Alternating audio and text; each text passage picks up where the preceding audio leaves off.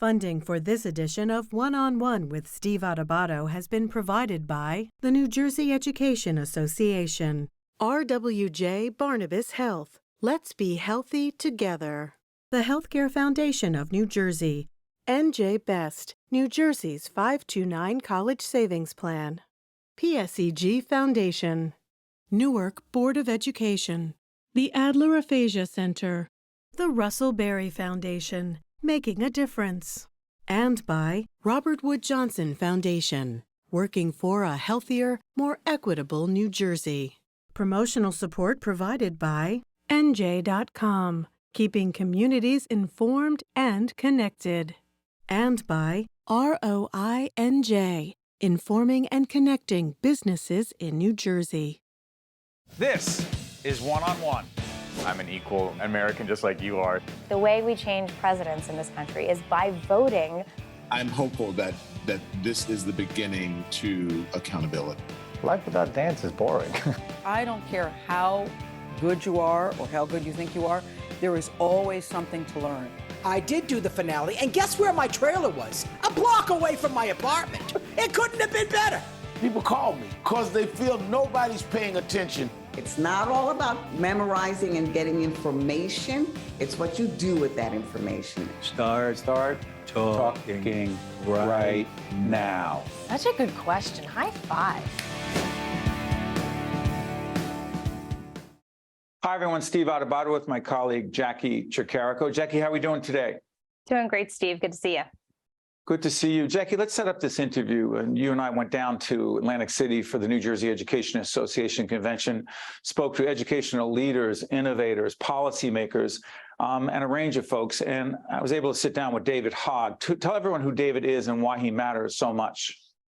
Well, David Hogg was one of the survivors of the 2018 Parkland school shooting, and he has made it his mission to really try to end gun violence. And him and his sister and a couple other of the students that were there that day and survived that horrific day in 2018 started March for Our Lives. And they are really just advocating and connecting with legislators and doing the work on the ground to try to end gun violence in our country.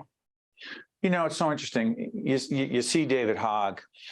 He is in, and search David. He'll come up and you'll see a whole range of interviews that he's done and the work that he has done since that horrific 2018 Parkland school shooting. But here's what you have to think about. He's a kid at the time. He's in school. He happens to turn his camera on. He's got some background in journalism as a young person who's very interested in social media and media and / journalism.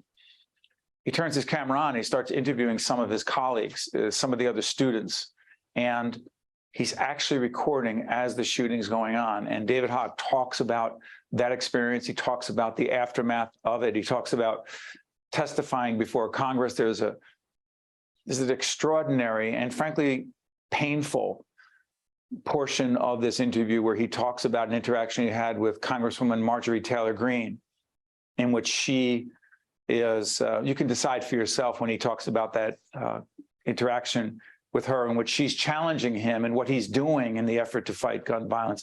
Jackie, the issue of gun violence, there are lots of different points of view on it, but when it comes to school shootings, I mean, the number of school how is there any debate? Yeah, I want to know how there is even any debate. I mean, right now, we're up to 40 school shootings in 2022 and 607 mass shootings overall this year. This year is set to be the second deadliest year for mass shootings in our country.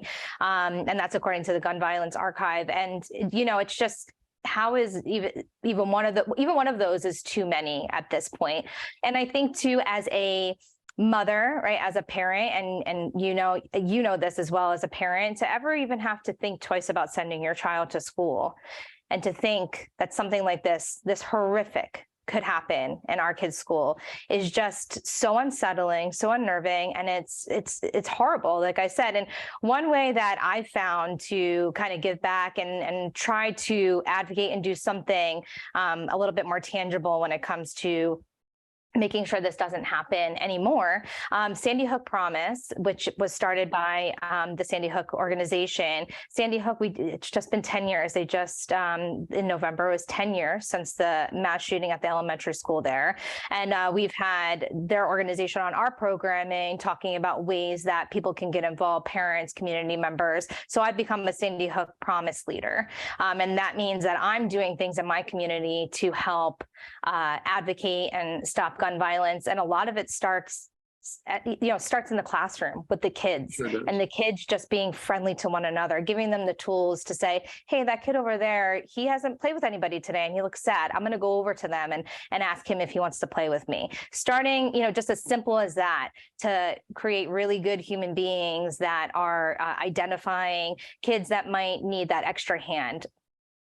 To Jackie's point, I should have said this up front. Jackie is our executive producer of Think Tank, also the executive producer and co-anchor of our series, Remember Them. And again, Jackie joined me in Atlantic City. She did a range of interviews as well. I'll be introducing those. But Jackie's point about being more involved as a parent, that's one piece of this. But with David Hogg in this interview, I just want to be clear, there's a couple of issues that came up. There are a lot of people who say, or many who say, hey, wait a minute, why don't we arm our teachers? We asked David Hogg about that. Why don't we have more security in our schools? We asked David Hogg about that. We asked him what he thought some of the tangible, there is no solution. There is no one action that Congress can take, that our legislators on the state level can take. But there are a whole range of things that you can do from a policy level and from a parental point of view that Jackie talked about, and our schools, our school officials. And the situation in Uvalde, Texas speaks for itself. You can have all the armed police officers, security officials, and horrific things happen anyway. And sometimes those folks don't act. We're not passing judgment. Time will judge the folks who were supposed to be protecting those kids. It's not a separate issue, but there is no one way to deal with this. So for Jackie and myself and our entire team, this is an in-depth interview that I had with David Hogg, a young man who has important things to say about gun violence in our schools. Thank you, Jackie. Let's go to the clip. Hi, everyone. Steve Adubato here in Atlantic City at the New Jersey Education Association Convention. We're honored to be joined by a leader who's making a difference across this nation, fighting the good fight. David Hogg is a 2018, from the Parkland school shooting. He's a survivor of that horrific, violent event, and also the co-founder of March for Our Lives. So good to see you, David. Good to see you too. Thank you. You're a keynote speaker here at the convention. Because?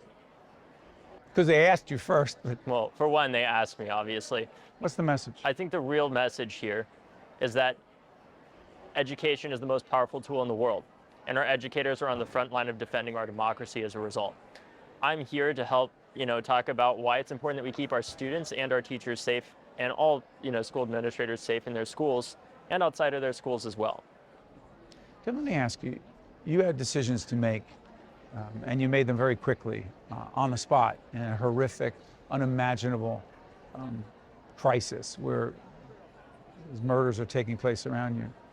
What do you think it is, as I've read so much about you and you've become an international figure, what do you think caused you to decide very quickly that you were going to get involved deeply and lead this effort to stop school violence, to deal with gun violence?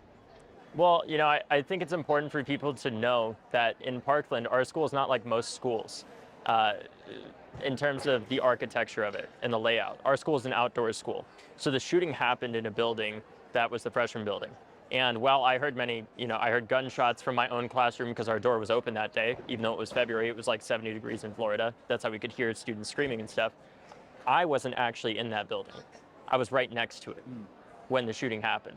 And I think as a result of that, many of us thought it still could be a drill. So when we first initially went into our, the classroom that I ended up in disbelief, I still think many of us thought it was a drill. But as we heard the radio correspondence from the different over the intercom or between the teachers, we soon found out that it was unfortunately anything but a drill. And in that moment, not knowing whether or not you don't know if there are multiple shooters, looking back on it now, I can say, oh, that was just in one building, but you don't know that at the time. Because of that, my own experience in journalism and TV production, I started interviewing my classmates in case it was as a way of calming myself down from what was happening in that, so I could put kind of my own, you know, feeling of just being so out of control to the side and interview my classmates so that if we died in our classroom, our voices would carry on to Congress and show these Congress people who say over and over, you can't talk about this, this is too political, what the very students who died in the shooting wanted. I'm trying, first of all, those of you watching and listening to David right now, what you describe is unimaginable for virtually all of us. But you did what you did, but then you began to organize. Then you began to speak out. Then you began to become someone who was getting others involved. Let me ask you something. This convention and us being down here is right after a midterm election, right? It looks like the Republicans are taking control of the lower house, and we don't know what's going to happen in the Senate. As we're taping this, we don't know. That being said, what has been the response you've gotten from most members of Congress to the fight you're fighting to assault and a federal ban on assault weapons, other gun safety initiatives? What is the general response, A, and B, who has fought it the most?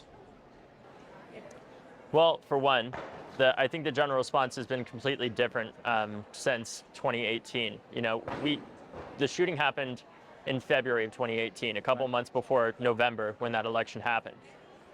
Those couple of months, we just absolutely worked ourselves to death as much as possible, trying to turn out young people to vote and raising this as an issue in the midterms in 2018. And from that, we helped make this one of the top issues in 2018, along with a record youth voter turnout for 18 to 29-year-olds right, at 31%. Record has been higher. And gun violence was the primary hook? It was one of the top ones right, in the first place. That was the highest youth voter turnout in a non-presidential midterm ever. I think we changed the way that a lot of these politicians talked about it because we showed that the mass shooting generation was growing up and we were just starting to vote in the first place. And I think our voices have only gotten stronger since then. In 2020, we played a critical role as 18 to 29-year-olds helping to elect President Biden. And this year, even with just the polls that we have right now in the exit polling, we know that the only reason it wasn't a massive red wave like many pollsters had predicted was because 18 to 29-year-olds voted over 20 points for Democrats. The fact and again, you believe in large part on this issue, David. Yes, I think that's in large part on this issue because we've seen Democrats this year in the House, they passed an assault weapons ban. Even though some people weren't necessarily happy about it, we got it done because they were worried What's the significance? Sorry for interrupting. Explain to folks, David, the significance of that. Well, since 1994, there's been a common idea within the Democratic Party that the reason why they lost the House and it was such a bad year for them electorally was because they passed an assault weapons ban that year. We passed it in the House this year. We didn't get it through the Senate because we don't have a filibuster-proof majority, and unfortunately, we have to deal with the filibuster in the first place. But we did pass it in the House. I mean, 60 votes. Yeah, we don't Not have 60 happening. votes, right? But we did pass the first federal gun law in 30 years this summer, which was far from what I would have liked to have seen, but it was still progress, and it may save lives. So, I think the biggest people that have been in our way are people that are owned by the NRA, people that want to protect guns like the AR-15. Instead of kids like my classmates were and the adults that we now are. You know, there's video. Part of me wants to bring up Marjorie Taylor Greene and part of me does not. The interaction with her is, if you go check it out. I'm going to talk about arming teachers in just a moment. But Marjorie Taylor Greene and the folks she represents as it relates to keeping us safer because of gun violence. What does she represent? Why was she harassing you? I think she was harassing me because she wanted to raise more money for her run for Congress and gain notoriety. And she wanted to use a school shooting survivor as a... what are you, a foil? As some kind of political pawn or something like that. And, I don't care if you agree with me completely or you completely disagree with me. The fact of the matter is we shouldn't have members of Congress chasing after 18-year-old kids that, like I was when I was barely 18 years old when that happened, harassing kids and saying that the shooting at their school didn't happen. That's what she said. Saying horrible things about, just ridiculous accusations that don't make any progress in the first place. And again, I always say this. Thanksgivings across America and many dinner tables, are not the most politically unified, especially in my household growing up. I've had many conversations throughout my life since I was very young with people who didn't agree with me on this issue and a multitude of other issues, right? We all have. I know from those conversations, though, it's possible to disagree with somebody and still respect them. Absolutely. Disagreement and hatred are not the same thing. And I think what Marjorie Taylor Greene represents is hatred. It's an erosion of the truth. And in America, where increasingly truth is a matter of opinion and belief and not fact. And my question is, how can we make progress? How does somebody like Representative Greene believe that we can create a more perfect union by acting like these horrible issues just don't exist? Or that Alex Jones, it didn't happen until he was forced to acknowledge that he lied and that court case is what it is. Right, it's just a distraction. Imagine someone having an opinion on this, whether it happened or not, when children are killed, parents lose children, teachers and other teachers and kids are traumatized for the rest of their lives, and you want to politicize. It's not my job to be on my soapbox. I'm off. Arming teachers. There are some watching right now who say, let's give teachers guns so they can protect themselves, so they can protect their kids. That's part of the answer. You say, David? No. Because? The reason why we shouldn't arm teachers is because I often think of this like, we could try to stop fires from breaking out at buildings in the first place, or we could try to hire more firefighters, right? Yeah, if you hire more firefighters or first responders, you may be able to stop, a few more people from dying. But the reality is, why not stop the shooting or that fire from happening in the first place by being preventative about it, by putting in smoke detectors, by making sure that you have the right measures in place to stop that fire from breaking out in the first place. The reality is, other countries, even ones with guns, like Switzerland, where they're a major part of their culture there, do not have school shootings on a daily basis. And you know why? It's not because they have cops in every school or their teachers are armed. It's because in those countries, if you want to own a gun, responsible ownership is mandatory, legally speaking, and not something that's voluntary. You can't just own a gun and voluntarily, they have the right laws to ensure responsible gun ownership for those that do want to own a gun in the first place. The reality is, in our country, I think if our response to school shootings is just selling more guns, that's what it just seems like to me. Every one of these solutions that they bring up over and over again revolves around one way or another, selling more guns. The solutions that are often suggested, like arming teachers, have been tried. Like arming more school personnel. After Columbine, it was, we need more cops in our schools. Guess what? My school in Parkland, Florida, had a cop. He failed. He proved not to be a good guy with a gun, but to be a coward with a gun. And Uvalde speaks for itself. And Uvalde speaks for itself. How many more times are we going to have armed personnel? Mind you, those people are highly trained, far more than any teacher would be with a gun. And they can't even intervene. And I'm sorry for sounding angry, but I'm not. I'm passionate because I know this won't work, and it's actually going to endanger our students more. I'd really like to address the people that don't agree with me. And I'd like to say something to them directly. I understand that you don't agree with me, and I can respect that 100%. I have many family members of my own that don't agree with me. The thing is, I've been shooting guns since I was in 4th grade. Before I went to middle school, I knew how, because my dad was in law enforcement and he taught my sister and I about the importance of gun safety in our house. Before I went to middle school, I knew how to disassemble, reassemble, clean, and load my dad's multiple guns. I've grown up around these things. I understand that we have disagreements about how to handle this issue, but what we can agree on is the fact that something must be done. And as Americans, not as Democrats or Republicans, but as gun owners, non-gun owners, and Americans, bottom line, that care about the safety of our kids, we have to find the common ground here, because what we've been doing for the past 30 years is only continuing to get our kids killed. So let's figure out what that common ground is and get something done, even if it saves one life, because that's what we're here to do. I don't want to quibble between the difference between anger and passion, but are you losing your patience for those who fight against, quote unquote, sensible gun laws? I don't think I've ever had patience for them. I think the important thing is, though, patience and respect aren't necessarily the same thing. I still have respect for people that don't agree with me. I've talked to many Republican members of Congress who don't agree with me. Some Democrats don't as well. Right, and some Democrats too. America as a democracy is never completely 100% agreed on anything, right? But we work to find the common ground, create a more perfect union. And that's the type of politics I think we need to bring it back to, is not, what punchy talking point or soundbite can you get at? Or a personal attack. Or personal attack, just so that you can raise more money in your extremely gerrymandered district, like Marjorie Taylor Greene has, where it's just a race to the bottom to see who can be the most far-right person possible. I think we need to get rid of this politics of corruption, of cynicism, and bring in a politics of sincerity and hope and true, honest, to good faith action to create a more perfect union. Because the challenges that our generations face, unfortunately, there is no shortage of those challenges. And in order for us to successfully address them, it's going to require a lot more than 60 votes in the Senate or 218 or whatever it is in the House. Right.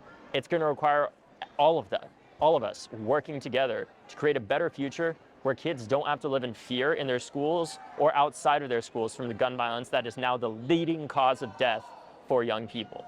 That's really where I wanted to go in the time we have left, David. I was mentioning our daughter, or anyone, again, who has a child in a school. Do you think that some have gotten to the point with so many school shootings, these mass murders, that it's just a part of our lives, that they accept that these drills and hiding and under the desk, the banging on the door and as part of a drill, you don't know if it's a drill or not, that's just part of our life. That's just the way it is. They just accept that. You don't. No, and I know some people might accept that, but I know plenty of older people, hundreds of thousands of older people and younger people who don't accept that because they've all either lost children or have lost friends or other loved ones to gun violence inside or outside of their schools. I think the other important thing to think about is while school shootings are horrible, the vast majority of gun deaths in this country are suicides that also need to be addressed. The vast majority of gun violence that occurs in this country is outside of school, disproportionately affecting Black and brown communities that don't have the resources that predominantly white communities like Parkland have in the first place. The reason why Parkland doesn't have shootings on a daily basis isn't necessarily because we have stronger gun laws than any other part of Florida. It's because we have some of the most resources of any community in our country. The solution to gun violence isn't just gun laws. The solution to gun violence is resources and making sure that communities have the resources that they need so that young people don't feel the need to pick up a gun in the first place, so that they don't look at that as a way of getting out of it, so that everybody has an opportunity to succeed regardless of their zip code, while making sure that guns also don't get into the wrong hands. But it can't be either or. Yes, we have to address mental health, but we can't act like racism is a mental illness at the same time. Yes, we need to address, why somebody picks up a gun, but that's only part of the solution. It's like with cigarettes. We didn't just address how somebody buys cigarettes, Why? We addressed why. Why does a young person especially want to smoke? And you know what we did? We made it uncool, and we went after big tobacco.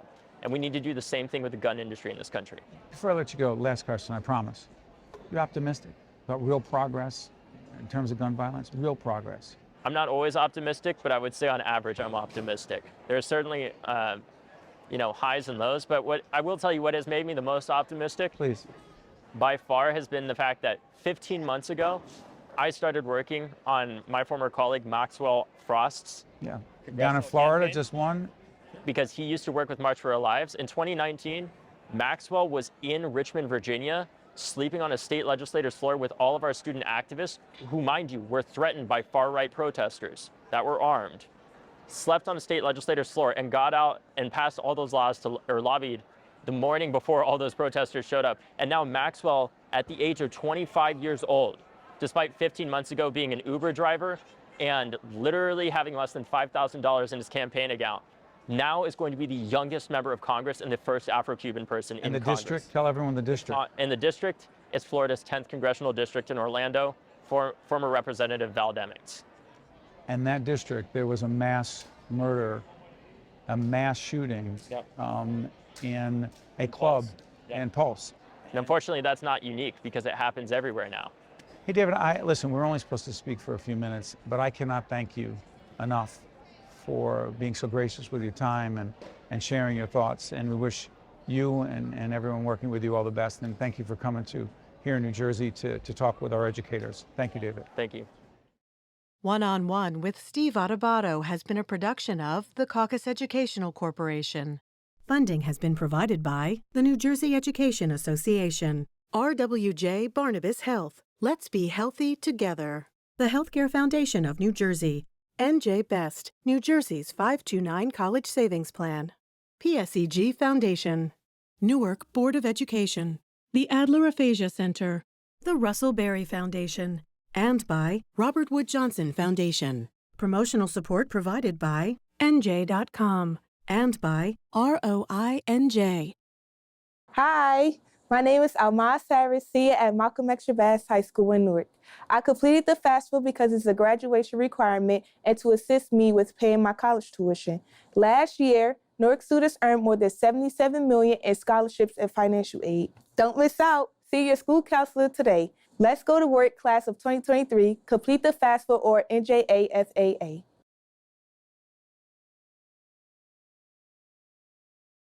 New Jersey is home to the best public schools in the nation. And that didn't happen by accident. It's the result of parents, educators, and communities working together year after year to give our students a world-class education, no matter the challenge. Because parents and educators know that with a shared commitment to our public schools, our children can learn, grow, and thrive.